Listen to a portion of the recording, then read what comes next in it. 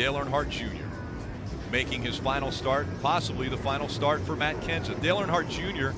asked if Matt Kenseth would join him at the back of the pack, rolling off last, symbolic of their final run. Possibly the two came into the sport together, joined the Cup Series in 2000, running for Rookie of the Year. It ended up being Matt Kenseth who was Rookie of the Year that year. Today's starting grid brought to you by Ford. Roll across the top of the screen. In row one, it's Denny Hamlin and Martin Truex Jr. has 6 wins on mile-and-a-half tracks this year. In row two, Kyle Busch, another championship 4 contender, the 2015 champion, looking for his 2nd title. In row 3, Brad Keselowski, 2012 champion. Many consider him the underdog today, starting next to Ricky Stenhouse Jr.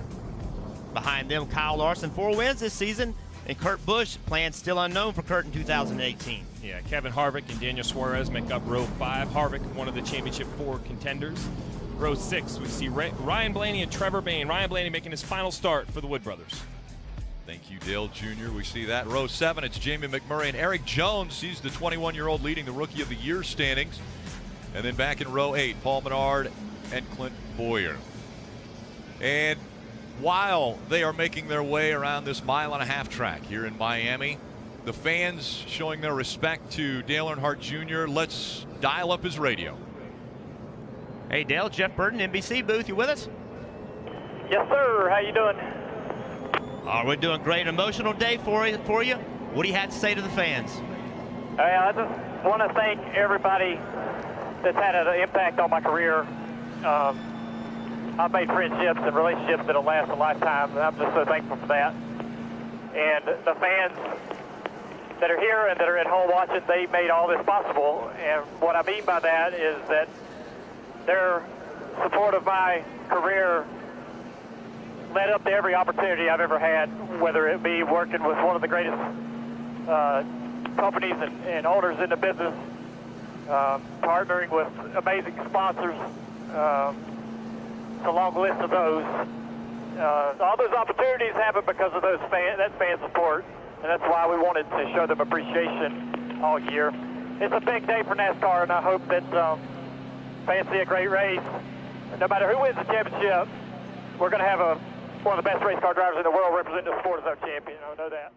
Running 8th position is the 24 of Chase Elliott, which I'm very surprised by, because speaking to his crew chief, Alan Gustin, before this race, he was not very happy with that car. Felt like they just did not have the speed that they'd had throughout the playoffs. And right now, he told the team that he could run the top, but he's going to save it for later, Rick. Thanks, Parker. There's Chase Elliott. You mentioned young drivers. Chase Elliott, just 21 years old. And we've seen Chase Elliott come so close to winning races. He has 7 runner-up finishes and just has not quite found a way to get it done, but so much talent. We saw he and Denny Hamlin have that battle. When all is said and done, neither one transferred here with a chance to win the championship. But, you know, lessons learned, I believe. I think for young drivers being put in that situation, I think they come out of it stronger, come out of it smarter, and that's a down payment on future success. And right behind Truex Jr. is Matt Kenseth. Matt Kenseth with that very popular win last week, you know, win in Phoenix. He has said that he has nothing going on for next year. This may be his last race ever, and it's hard to believe. Matt Kenseth with 39 wins, still able to compete at a high level, just won the race last year, does not have a ride, but that's just simply where he is. And, you know, he's not going to lay down here today. He wants to end his career. I mean, if this is the end, can you imagine winning the last 2 races that you were in, Kelley? No, and obviously that is priority number 1 for Matt Kenseth, is going for that win right now. His race car is really loose early in the run, gets tight in the late run. When I talked to Jason Ratcliffe, his crew chief, and asked what it's been like working with Matt Kenseth, he said it's been unbelievable. The greatest 5 years I've spent in racing. It's going to be hard to top, Rick. So he's trying to get back from that little bit of mistake, but you can't afford that as one of these championship 4s you get later in the race. Yeah, Parker, it's so much more difficult back here. Look at Chase Elliott making an aggressive move. Of Dale Earnhardt Jr. making his final start as a full-time driver in the Monster Energy Cup Series. A very emotional day and final few races it has been for the driver who was at the racetrack following, watching his dad put together legendary numbers. And then once his dad passed, he was the heir apparent to all of the legions of fans that the Earnhardt name brought along with it. And he has carried that proudly. 14-year most popular driver in the sport. Right now, Dale Earnhardt Jr., who said, I just want to run all the laps. I want to make sure that at the end of the day, I come down pit road with everyone else. Well, he's running 17th right now. He's 1 lap down. Dave. Rick, 10 years ago in May, Dale Jr. announced the unthinkable. He'd leave the family-owned team and drive for Rick Hendrick. But he went from family to really more family, as both Junior and Mr. H have described their relationship as father-son-like. And if you think of it in the most obvious terms, one lost a father, one lost a son. Life seems to have given them each other a racing decade, which ends today. But more importantly, they have a bond of friendship for life. Putting an exclamation point on a near-perfect season, Mark Truex Jr. is the Monster Energy NASCAR Cup Series champion.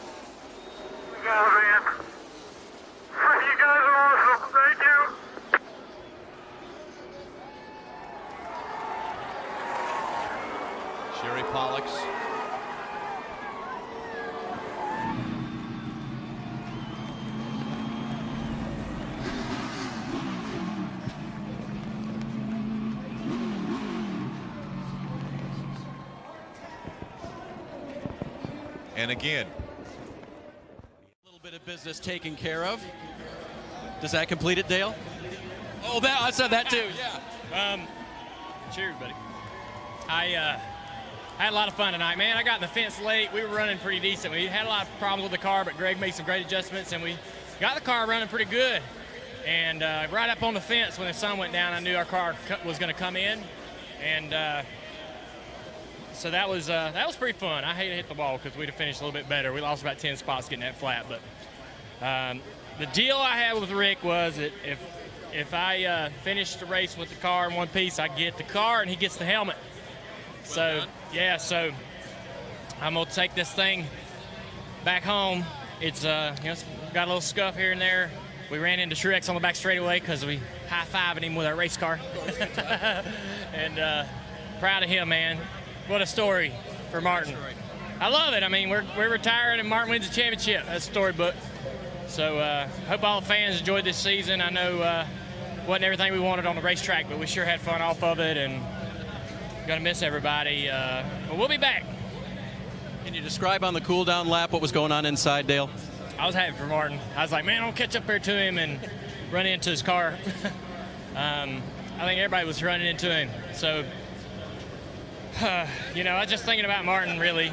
But I knew that I'd finished this race, so we was going to meet on pit road with his cooler and have some beers with my team. These guys are like my brothers, and we really fight for each other, lean on each other, and these are the friendships that I'll have long beyond my racing days, and so this is a good moment with them. They coming on the road with us?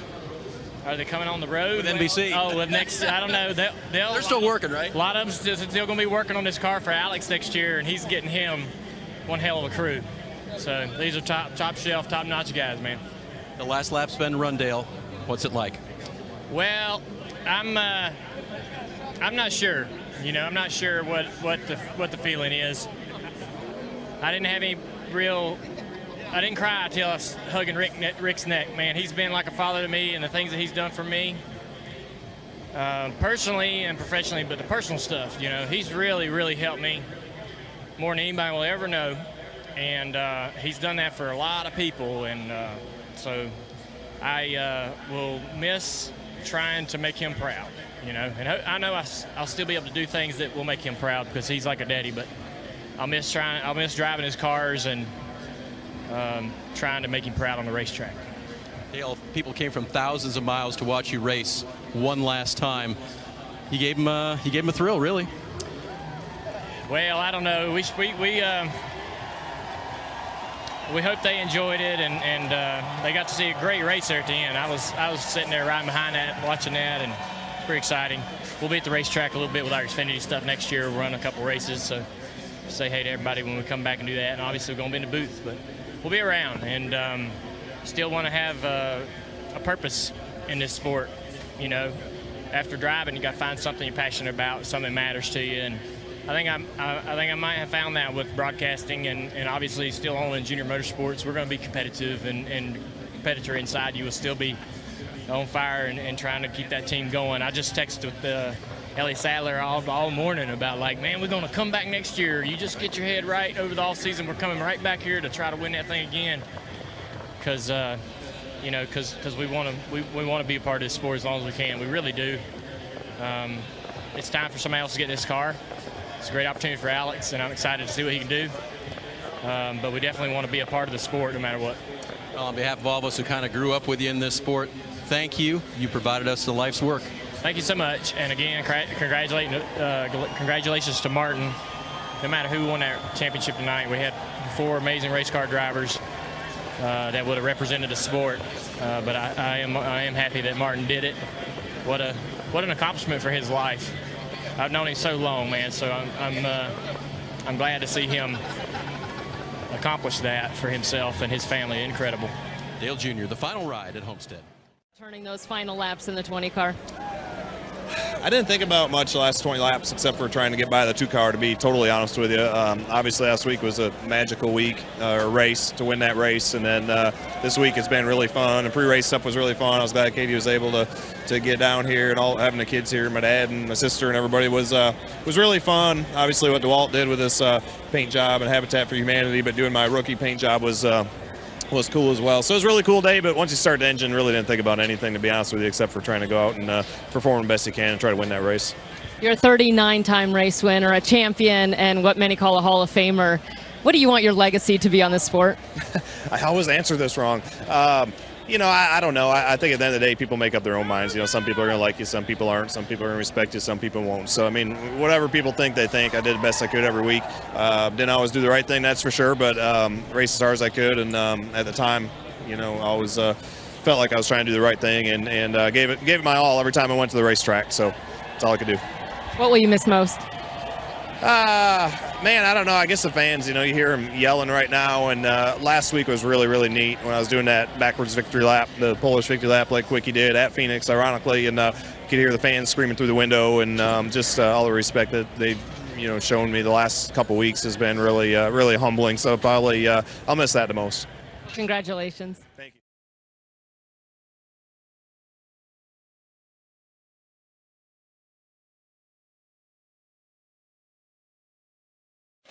Speaking of big years, through the smoke, we could barely see the Dawsonville, Georgia driver, the NAPA Auto Parts, number 24. The last time you will see Chase Elliott inside the number 24 car. Next year, he switches to the family number, the number 9 for Hendrick Motorsports. A picture of consistency this year. 5 second-place finishes, 12 top 5s. What an impressive effort. Moving to that 9 next year.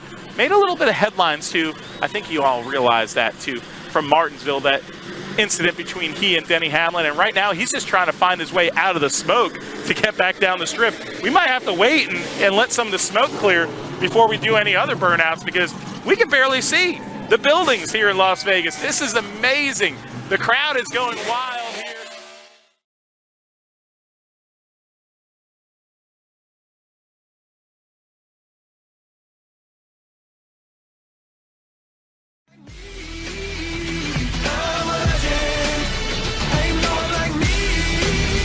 You always have a race inside itself. Who's going to make it? Who's going to advance?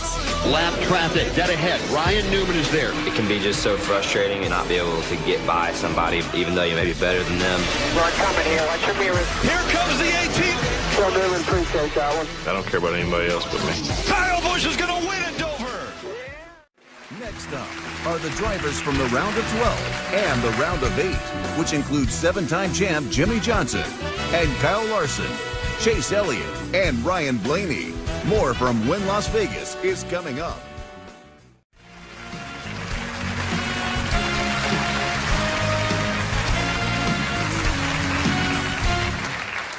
As the playoffs progress, the stakes increase and the intensity spikes. Nowhere was that more evident than in the round of 8, where we saw 2 young stars eliminated, a quest for 8 denied, and a heated rivalry born. Race 1, round 3, 8 playoff drivers. They want to win this race to punch their ticket to Miami.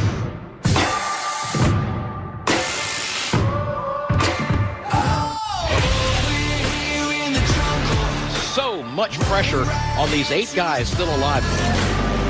It's going to be difficult at times. It's going to be dirty at times. Elliott has the lead, but Hamlin, the bumper to the back of the 24. If there was no pressure or no emotion, then I guess you just don't care about it enough. Tippers are flaring. Even more fireworks. We might see a fight. Chase should beat him down. Then he just bumps the fence. Yeah, he just does. This is a ticket to Homestead.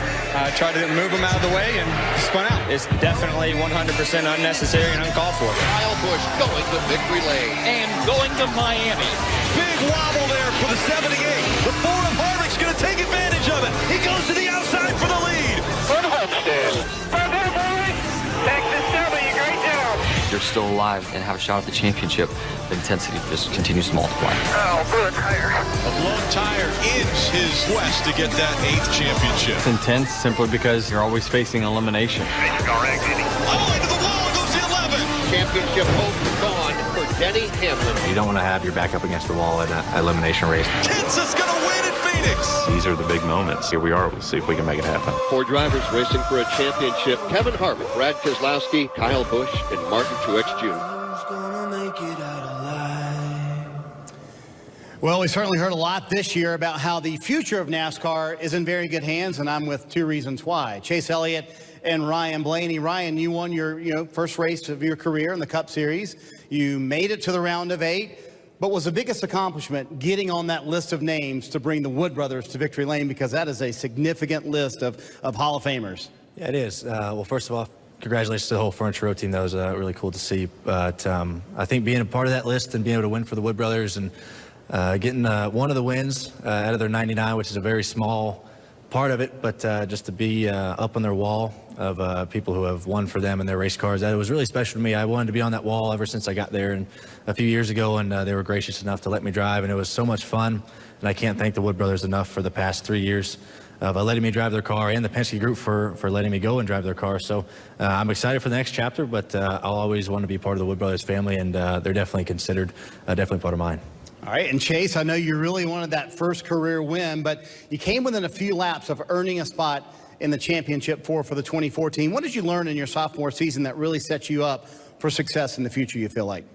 Well, first off, like Ryan said, congrats to Martin and Cole and all the Furniture Row guys. They showed us all how it was done this year, so hopefully we can do the same come February. But definitely a lot of learning processes this year, a lot of ups and downs, a couple missed opportunities, but I think in all those instances, they're all different, and they're all some tougher than others, but I think you have to take them for what they are and learn from them, and hopefully you learn from that particular situation to try to change the result next go-around. So we'll see, and excited to get started next year.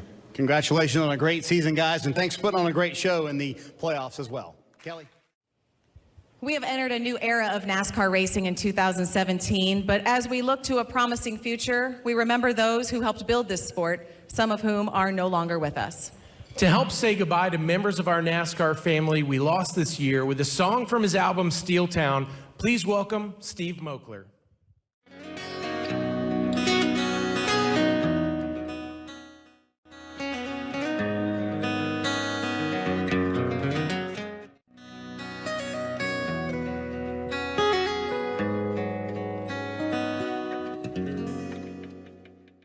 Each week, NASCAR Radio Chatter delivers some memorable sound bites. We recently asked this season's playoff drivers about some of their favorites.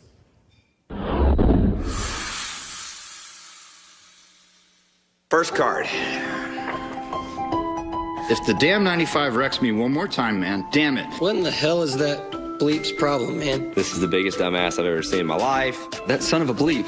You can't drive a wood screw. Damn it, bleep. Exclamation point. End quote. This has Dale Jr. written all over it to me. Can't drive a wood screw. That quote was straight out of Dawsonville, Georgia. That is definitely me.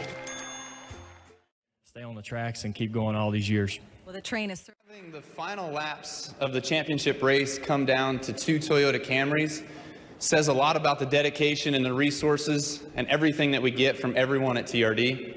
So special thanks goes to Bob Carter, Bill Fay, Ed Laukus, David Wilson, Andy Graves, and the countless others behind the scenes that enable us to bring winning race cars to the track each and every week. Beautiful words, and we